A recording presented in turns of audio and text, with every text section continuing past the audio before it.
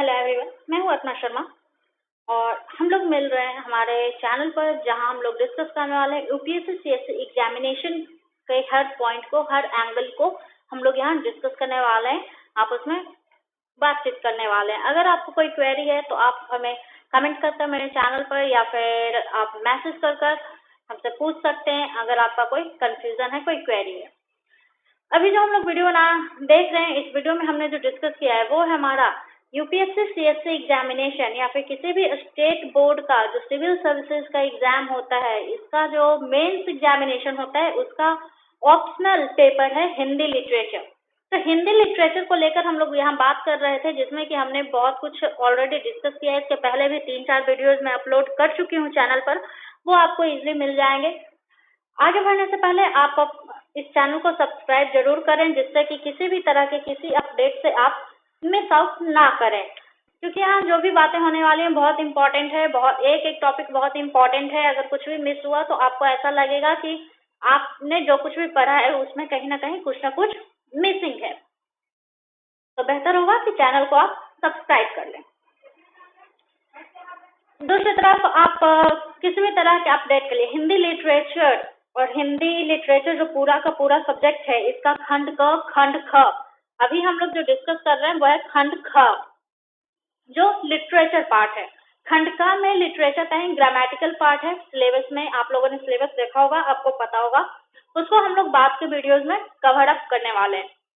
तो किसी भी तरह की कोई क्वेरी के लिए, किसी भी तरह की कोई क्वेश्चन हो, किसी भी तरह का कोई डिस्कशन हो, कोई ऐसा लग रहा हो कुछ पॉइंट कि आपको समझ में नहीं आ रहा है, तो मेरा टेलीग्राम चैनल है अर्चना शर्मा गोल अचीवर्स, आप उसको फॉलो अप करें। वहाँ हम लोग डेली कुछ ना कुछ अपडेट चलता रहता है, आपस में डिस्कशन चलता रहता है। किसी भी तरह का कोई क्वेरी हो, वहाँ ऑन द स्पॉट आपको विदिन 2 आवर्स आपको सॉल्यूशन मिलता है, ठीक है। और आपस में डिस्कस करने से आपको डिफरेंट एंगल्स भी पता चलते हैं। देखिए, हिंदी की जब हम लोग बात करते हैं तो Hindi is totally the discussion. Hindi में अगर आपको शब्द बनाने आते हैं, आप नए नए शब्दों को जानते हो, आपको वाक्य बनाने आते हैं, बातें बनानी आती हैं, तो आप अपने नॉलेज से बहुत अच्छा कुछ लिख सकते हैं। अगर आपको वो चीजें नहीं आती, कैसे शब्दों को तोड़ मरोड़ कर नए अर्थ देने हैं, अगर आपका हाथ उसमें कमजोर है तो आप बहुत पीछे छूट जाएंगे। तो इन सब चीजों में अगर आपको किसी भी तरह की कोई हेल्प की जरूरत होती है, किसी भी तरह का कोई डिस्कशन आपको लगता है कि होना चाहिए, आप मेरे टेलीग्राम चैनल को जरूर से जरूर फॉलो करें। वहां आपको सारे अपडेट मिलते रहेंगे। अनअकैडमी प्रोफाइल का लिंक आपको दिख रहा होगा, अर्चना कुमारी के नाम से मेरा अनअकैडमी प्रोफाइल है। अनअकैडमी जो कि IAS यूपीएससी की तैयारी करवाता है, तो वो प्लेटफॉर्म है। वहाँ भी मैं एज ए हिंदी एजुकेटर हूँ, वहाँ भी मैं हिंदी पढ़ा रही हूँ। तो अगर आपको वहाँ भी आप मुझे फॉलो अप करना चाहते हैं तो आप मुझे फॉलो अप कर सकते हैं, वहाँ भी लेसन देख सकते हैं। वहाँ ऑलरेडी मैंने बहुत कुछ पढ़ाया हुआ है और अभी बहुत कुछ आने वाला है, और इस चैनल पर भी आपको बहुत कुछ नया सीखने को मिलेगा, बहुत कुछ जानने को मिलेगा। तो चलिए जुड़े रहते हैं, ये हुई चैनल की बात। अभी आगे बढ़ते हमारे कोर्स के साथ। इस कोर्स में हम लोग जो डिस्कस कर रहे थे वो है हिंदी साहित्य का इतिहास। हिंदी साहित्य के इतिहास का हमने ओवरव्यू देख लिया है पिछले वीडियोज में। अभी जो हम लोग देखने वाले हैं वो है हमारा आदिकाल स्टेज। तो आप लोगों ने जिन्होंने मेरा इसके पहले का वीडियो देखा होगा उनको पता होगा कि हम लोग आदिकाल स्टेज को भी, तो उसका इंट्रो पार्ट हमने देख चुका है। आदिकाल क्या है, नहीं है, क्यों उसको आदिकाल कहते हैं, ये सब हमने देख लिया था। अभी जो हम लोग देखने वाले हैं वो ये है कि डिफरेंट लोगों ने, डिफरेंट पोएट ने, डिफरेंट जो विभिन्न जो हमारे आचार्य हुए, जो हिंदी के लेखक हुए, कवि हुए, बड़े बड़े कवि हुए, तो उन्होंने आदिकाल को किस नाम से संबोधित किया और उसके पीछे का उसका कारण क्या था। तो देखिए, आज इसको हम लोग डिस्कस करते हैं। यहाँ सबसे पहला जो नाम आपको दिखेगा वो हजारी प्रसाद द्विवेदी जी का। तो देखिए, इनका जो कहना था कि आदिकाल के बारे में इनका क्या विचारधारा रही है, इनकी क्या विचारधारा रही है, उसको यहाँ मैंने बहुत ही शॉर्ट में मेंशन आउट किया हुआ है कि उन्होंने कहा कि वस्तुतः हिंदी का आदिकाल बहुत अधिक परंपरा प्रेमी, रूढ़िग्रस्त, सजग और सचेत कवियों का काल है ना। तो देखिए, अगर आप इसको पढ़ेंगे तो ये आपको बहुत कुछ बतला जा रहा है, लेकिन इसमें बहुत सारे डिस्कशन बाकी है। इनका कहना था, अगर हजारी प्रसाद द्विवेदी जी की बात करें तो इनका कहना है कि हमारा जो आदिकाल है, आदिकाल मतलब जो सबसे शुरू का काल है, हिंदी साहित्य का कह सकते हैं कि जो बचपन का काल रहा है, जो बीज बप्पन का काल रहा है, जहाँ हिंदी साहित्य का बीजारोपण हुआ है जिस काल में, उस काल की जब हम लोग बात कर रहे हैं तो यहाँ इस काल के जो कवि हुए उनमें सजगता और सचेतता तो थी, किंतु चूंकि हमारा देश परंपराओं का रहा है, हमारा देश कल्चर है ना, संस्कार संस्कृति का देश है, तो उनके कविताओं में, उनके काव्य में, उनकी लेखनी में, हमारे साहित्य में भी हमारा परंपरा, हमारे संस्कार, हमारी संस्कृति झलकती आई हैं।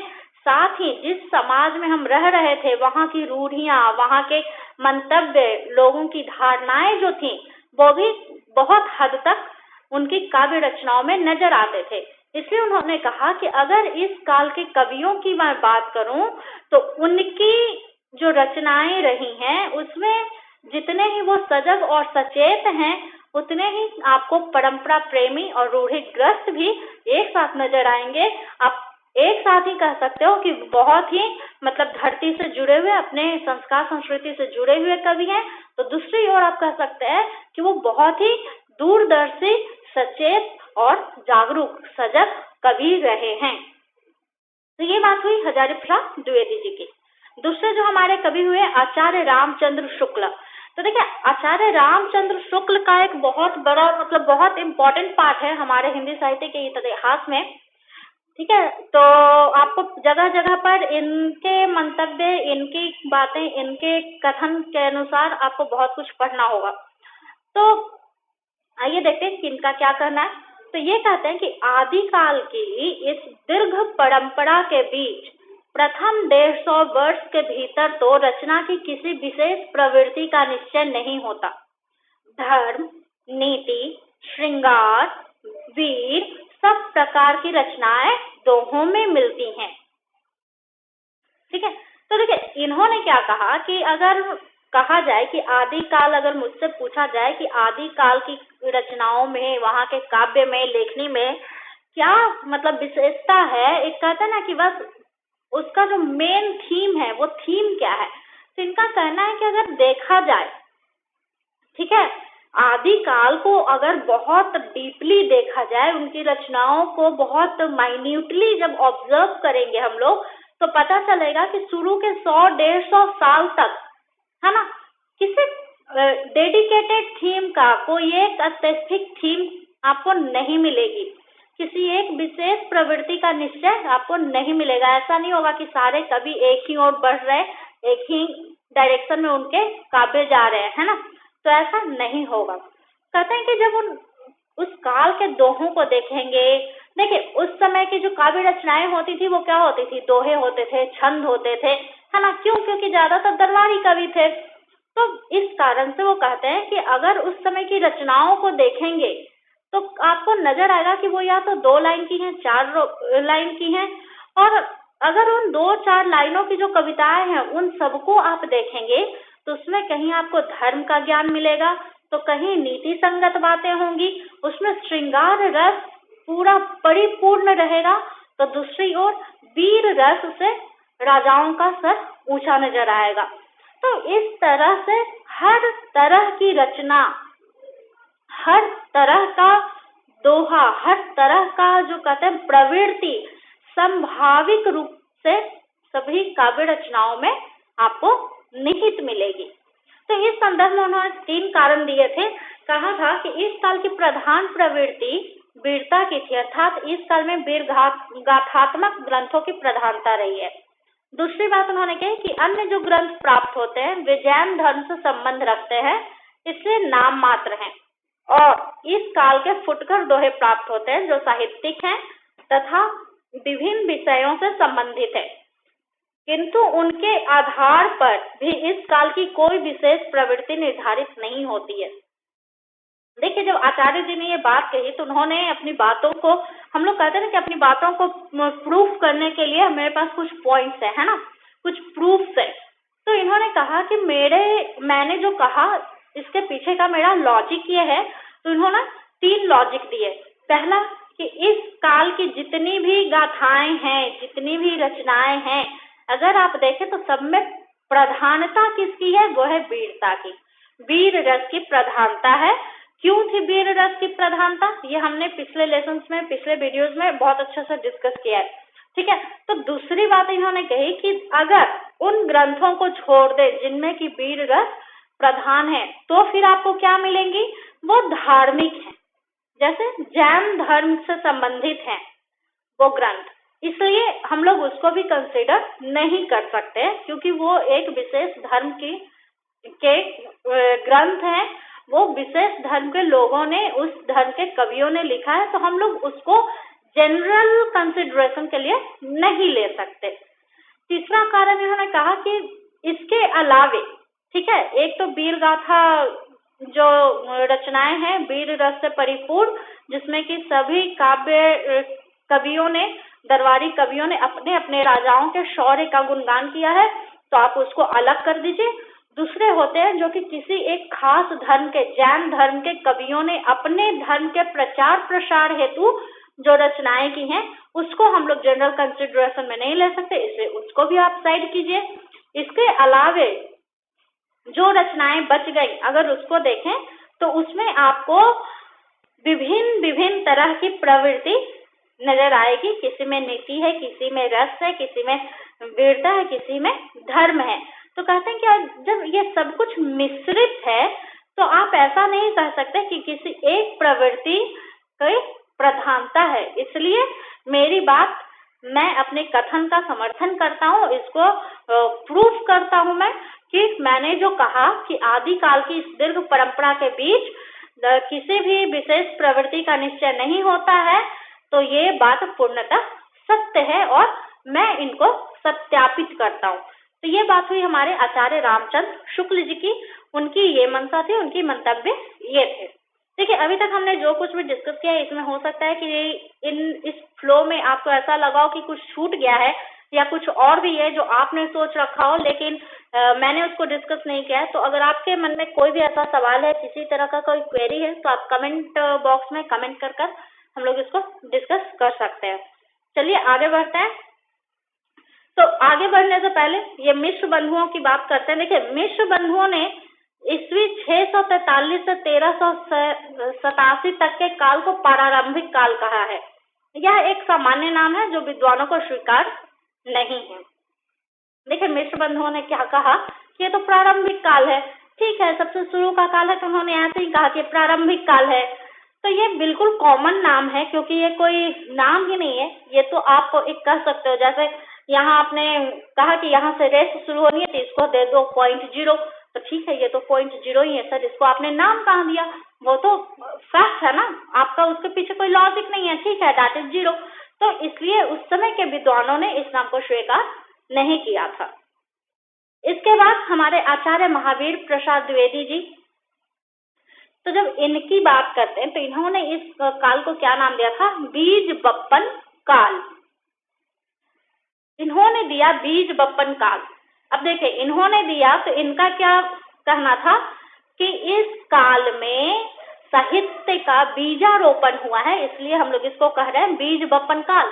लेकिन हमारे विद्वानों ने इस नाम को भी स्वीकार नहीं किया। उन्होंने इसके अयोग्यता का क्या प्रमाण दिया?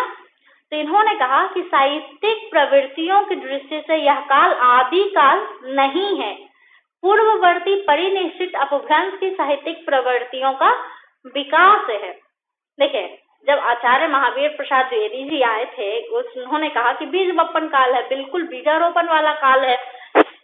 तो उस समय के विद्वानों ने कहा कि हम लोग ऐसा नहीं मान सकते, क्योंकि इसके पहले बहुत सारे साहित्यिक प्रवृत्तियों को हमने देखा है, और अगर देखा जाए तो उन साहित्यिक प्रवृत्तियों को अगर आप कंसीडर करेंगे तो यह काल स्टेज 0 नहीं है, सीडिंग काल नहीं है, ये उससे थोड़ा बाद का काल है, स्टेज 2 का ये काल है, क्योंकि पूर्ववर्ती मतलब होता है पहले का, है ना। इसके पहले का जो काल है उसमें आपको जो साहित्यिक रचनाएं मिलेंगी वो अपभ्रंश में ऑलरेडी हैं। अभी आप हिंदी में रचनाएं देख रहे हैं, तो इट मीन्स कि ये स्टेज 0 तो नहीं है, इसलिए हम लोग आपकी बात को नहीं मान सकते।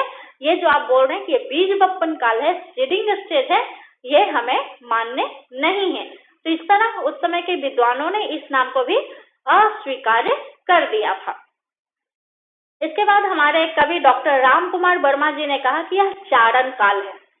चारण काल उन्होंने इसलिए कहा क्योंकि सभी कवि चारण हैं और उनकी कविताएं चारणी। उनका कहना था कि जितने भी कवि हैं सभी किसी न किसी राजा के आश्रय पर जीवित हैं, आश्रय पर पालन पोषण अपना कर रहे हैं, इसलिए उनके कविताओं में चाटुकारिता होती है। वो सिर्फ अपने राजा को खुश करने के लिए कविताएं करते हैं, इसलिए उनकी कविताएं चारणी है, इसलिए इस काल को चारण काल भी कह सकते हैं। तो उसमें के विद्वानों ने अपना तर्क किया और कहा कि नहीं, देखिए, क्योंकि उस समय की जो रचनाएं हैं जिनको आप अपने बात को प्रूफ करने के लिए, है ना, अपने बात को स्थापित करने के लिए, सत्यापित करने के लिए जिन रचनाओं की आप उदाहरण दे रहे हैं, अगर आप उनको देखेंगे तो उनमें से कुछ रचनाएं तो अभी भी संदिग्ध है। हमें तो अभी भी डाउट है कि ये रचनाएं उस काल की हैं या नहीं है, या फिर उनमें से कुछ रचनाएं तो अभी भी प्रूफ हो चुके हैं कि वो आधुनिक काल के हैं। ठीक है, तो वो आप जिस काल की बात कर रहे हैं उस काल से बहुत बाद की वो रचनाएं हैं, तो हम कैसे उनको एज ए प्रूफ ले लें, है ना। तो हम आपके इस काल के जो नाम आपने दिए हैं चारण काल, हम लोग उसको भी स्वीकार नहीं कर सकते। इस तरह ये नाम भी उन लोगों ने अस्वीकार कर दिया था। इसके बाद आए राहुल संकृत्यायन जी। देखिए, राहुल संकृत्यायन जी ने कहा कि इस काल में 2 प्रवृत्तियों की प्रमुखता है, पहला सिद्धों की वाणी और दूसरा सामंतों की वाणी, जो कि स्तुति है। ठीक है, तो विद्वानों ने कहा कि सर सॉरी, बट हमें यह स्वीकार नहीं है। क्यों नहीं मानने हैं? तो उन्होंने लॉजिक दिया कि नामकरण से लौकिक रस का उल्लेख करने वाली किसी विशेष रचना का प्रमाण नहीं मिलता है। देखिए, लौकिक रस का मतलब क्या होता है, जिसमें कि आप कहते ना, मतलब आप क्या कर सकते हो, जैसे इन्होंने कहा सामंतों की वाणी स्तुति है, ईश्वर की स्तुति होती है। तो इन्होंने कहा कि नहीं, ऐसा तो किसी भी तरह का हमें कोई प्रूफ ही नहीं मिल रहा है, कोई स्टेटमेंट ही नहीं है सर, तो ऐसा ही रचना है ही नहीं, हमें अभी तक प्रमाण नहीं मिला है, क्योंकि हम तो सबूतों पे काम करते हैं, तो ऐसा अभी तक कोई उल्लेख नहीं मिला है, इसलिए हम आपके मत को भी अस्वीकार करते हैं। तो इस तरह की बातें बहुत ही ज्यादा हो रही थी, और इस तरह डिफरेंट जो हमारे ये आचार्य हुए, कवि हुए, इन्होंने बहुत सारी बातें कही, बहुत सारे मत दिए। उस समय के विद्वानों का अलग मत था, उन्होंने इन सबके लॉजिक्स को सुना, उसको एनालाइज किया, उसको सेटिस्फाइड किया, कहा कि अच्छा ये सबके प्रूफ्स है, तो ठीक है, हम लोग इसको मानेंगे।